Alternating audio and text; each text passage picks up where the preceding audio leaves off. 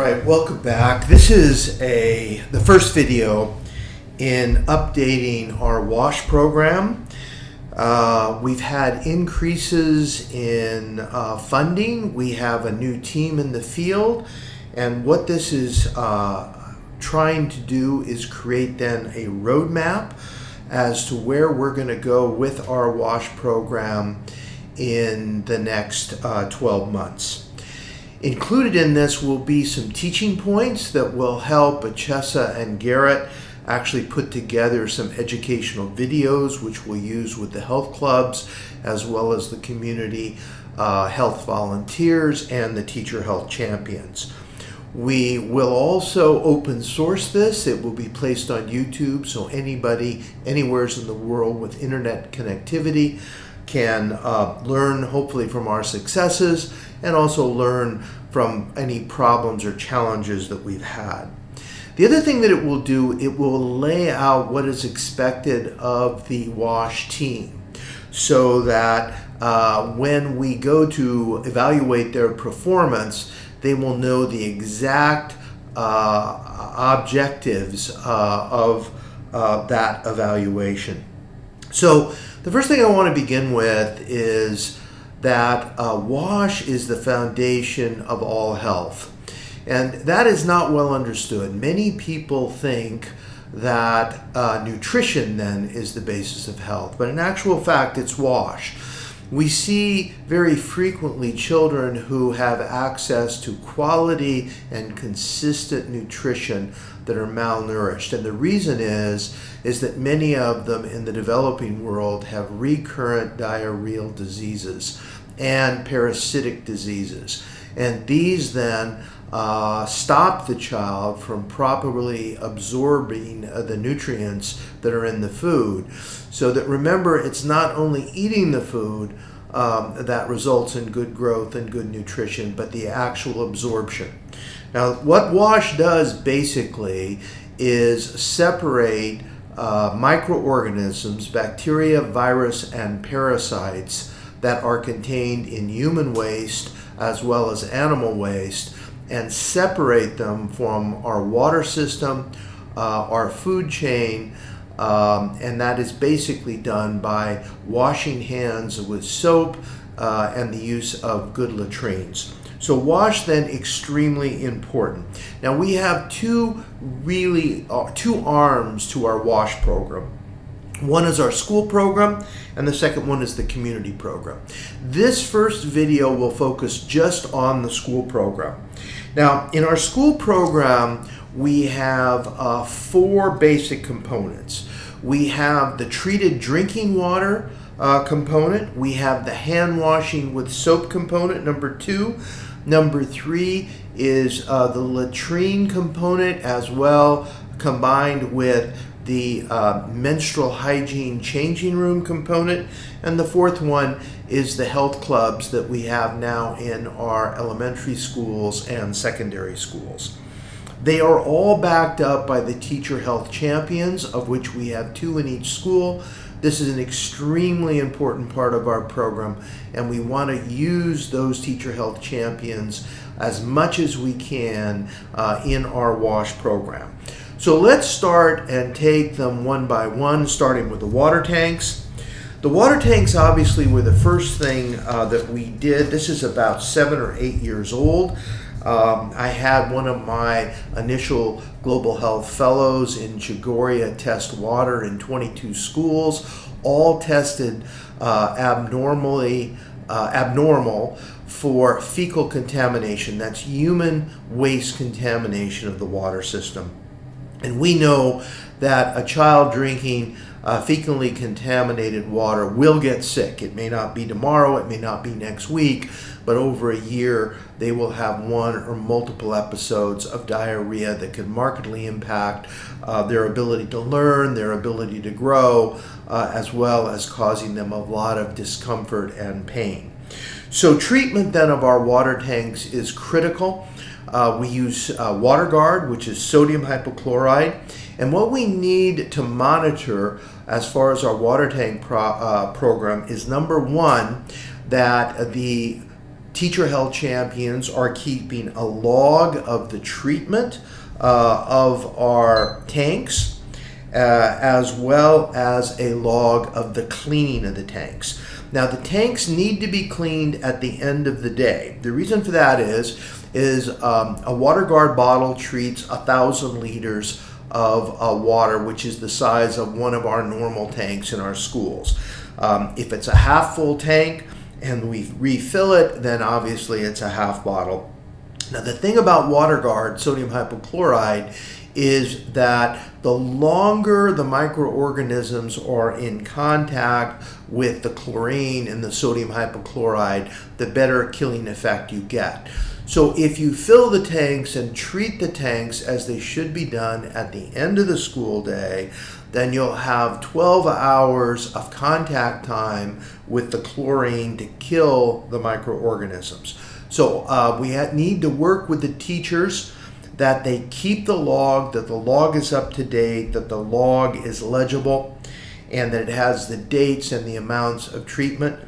The students from the health clubs can do the treatment and do the washing of the tanks, as we'll talk about in a second, but it needs to be the teacher that signs that off, and that has to be a teacher health champion.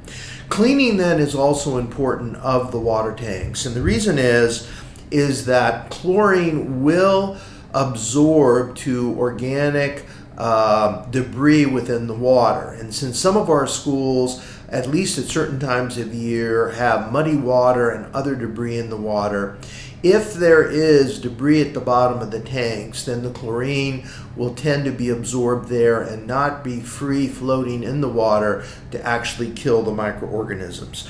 So we need to be sure that the tanks are cleaned at least twice a term, once at the beginning of the term and once in the middle of the 3-month term. And again, our monitoring team then will have to watch that very closely and be sure that those logs are being checked and do exist. The other thing is water temperature. We've had some concerns that some of our water tanks, being black tanks, in the afternoon, the water becomes too hot. The children do not like to drink that water, and therefore they find other non-treated sources of water in the school, which obviously negates what we're trying to do. So the importance then is to check to be sure that the water is palatable and to be sure that the students are actually drinking it. When the way to do that is to taste the water. If it is uncomfortable to you, it will be uncomfortable to the students. And we may very well have to move to shade these tanks. So direct observation and also discussion with the teacher health champions will tell us if this is a real problem or not. The second then is our hand washing with soap. Now this is extremely important. One of the most important things we've done is not only had treated drinking water in our schools, but also the hand washing with the soap. In Kenya, as in many developing world countries, there is a culture of hand rinsing, not hand washing. That is to wash your hands or rinse your hands with water without using soap. Unfortunately, it's been shown that that is very ineffective as far as removing microorganisms such as bacteria or viruses. So to have clean hands, you have to use soap, which is a polarized molecule which pulls the debris, the dead skin, and the microorganism that are the bacteria and virus that are sticking to the debris and microscopic debris and dead skin on our hands, to pull that up into the water and then wash that away. So soap then is absolutely critical. Now, as a teaching point, if you look at our poorest family, you will find that the woman of the household will take her white dress or her husband's white shirt and will always wash with soap. The reason is that she knows visually that if she takes a visibly dirty white shirt and washes only with water, it will not become clean, and if she uses soap, it will become clean. But that same individual will probably rinse her hands and not use soap because she can't visually see the difference, even though microscopically it is very significant as far as how clean her hands are. Now, we were honored by the Ministry of Education in Kenya to be the first school district in all of Kenya, 12 million students, to have treated drinking water systems and hand washing with soap in all 200 schools, the complete district. That's amazing for a small organization, something that we can be very proud of. The other thing that we can be proud of is the treated drinking water systems and even hand washing systems have a track record in the developing world of not being monitored correctly, not being taken care of and maintained. And although it may start with a lot of excitement, over 2 to 3 years, it will be found that the water tanks will become contaminated. People will stop treating them. They will stop using soap. They will go back to their old habits of rinsing their hands and not washing their hands. And basically, all the investment that was put up front really returns very little. In our case, we not only have monitored and maintained our system is actually doing better now than it was a year and a half ago before we instituted the Teacher Health Champions. The other thing we can be very proud of is that when we started this a number of years ago, we found that soft soap in the community was too expensive for the schools to purchase. And therefore, 99% of the organizations that I've consulted on multiple continents over the last 30 years would have thrown up their hands and said, well, that is the end of the story. We don't have enough money to be able to make soap available to these schools. But HopeCore, we worked through that problem. We found one of our loanees who had been making soap and selling it in the community. He now makes it within our office, and as you know, we sell it to schools at cost, and that has been extremely effective. Another example of the uniqueness and also the success of our program. So obviously, when we monitor for the logs of the clean treated drinking water, that they've been treated and cleaned properly, we want to be sure that there is always soap with the hand washing tanks.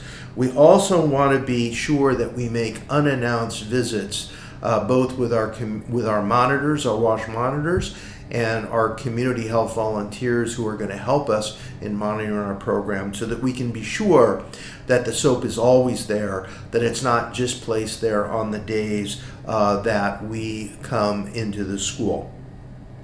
The other thing that we're going to begin to work with, particularly with the health clubs, is to, and some of this may already be happening, but I have a feeling that we've never really maximized its effectiveness. So we want to install in each school via the Teacher Health Champions a standard operating procedure that any child who goes out to use the toilets must show evidence of washing his or her hands with soap before they can return to the classroom.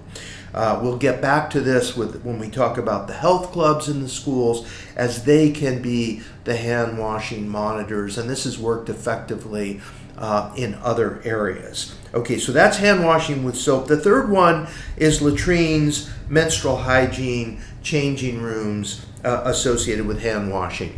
Now, Steve and our team has looked at this really closely over the last 6 months, and last month when I was in Kenya, I came to the same conclusion that you have, and that is that we want to be the educators of this. We want to educate the management boards, the head teachers, the Teacher Health Champions, the importance of having clean latrines that really respect human dignity. We also want them to be sure that the latrines are functional. So we're going to educate about the importance about this. We're going to focus them on the importance of these things, and we're going to advocate that they take the time, effort, and money to create these facilities within the schools.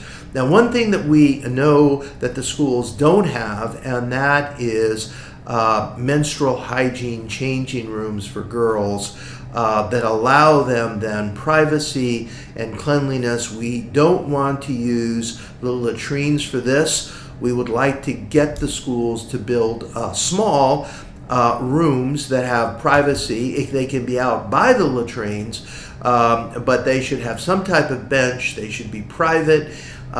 They should not be exactly associated with the latrines because the smell can make that very unpleasant.